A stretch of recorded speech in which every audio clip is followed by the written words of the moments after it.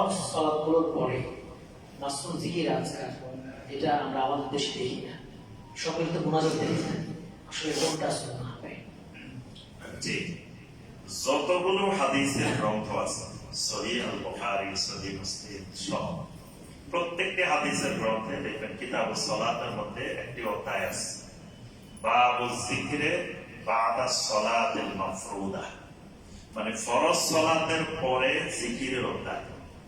কিন্তু কোন একটা অধ্যায় পাবেন না বাবুল মুনাজাত বাদা সালাতিল মাফরুদা, ফরজ সালাতের পরে মুনাজাতের অধ্যায়। এরকম দুনিয়ার কোন হাদিসের গ্রন্থে এটা পাওয়া যাবে না। কিন্তু প্রত্যেক হাদিসের গ্রন্থে দেখবেন একটা সান্তার আছে ফরজ সালাতের পরে জিকিরের অধ্যায়। এবং নবী সাল্লাল্লাহু আলাইহি ওয়াসাল্লাম এই ফরজ সালাতের পরে অনেকগুলো জিকিরের ফজিলত বর্ণনা করছেন।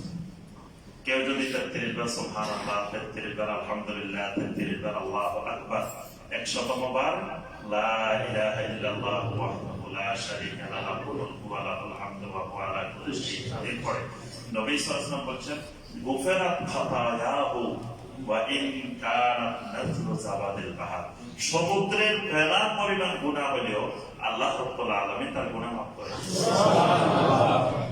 নবী সাল্লাল্লাহু আলাইহি ওয়াসাল্লাম মুআযকে বলতে বলেছেন, মুআজ আল্লাহর কসম আমি তোমাকে ভালোবাসি। সুবহানাল্লাহ। নবী সাল্লাল্লাহু আলাইহি ওয়াসাল্লাম নিজেই বলতেছেন, ওয়াল্লাহি ইন্নী লা উহিব্বুকা, মুআজ আল্লাহর কসম আমি তোমাকে মহব্বত করি। তোমাকে আমি একটা ওসিয়ত করতেছি, তুমি কখনো ফরজ সালাতের পরে আল্লাহুম্মা আইন্নী আলা যিকরিকা ওয়া শুকরিকা ওয়া হুসনি ইবাদাতিক এটা সারিও। তারপর আয়াতুল কুরসির অনেক ফজিলত, এইরকম অনেকগুলো হাদিস আছে। তো ফরজ সালাতের পরে এই জিকির আজকার গুলো এটা সুন্নাত। কিন্তু জিকির আজকার না করে সবাইকে নিয়ে ইমাম সাহেবের নেতৃত্বে আপনার দোয়া করা, এটা প্রথম কথা এটা সুন্নতের খেলাফ, খেলাফে সুন্নত।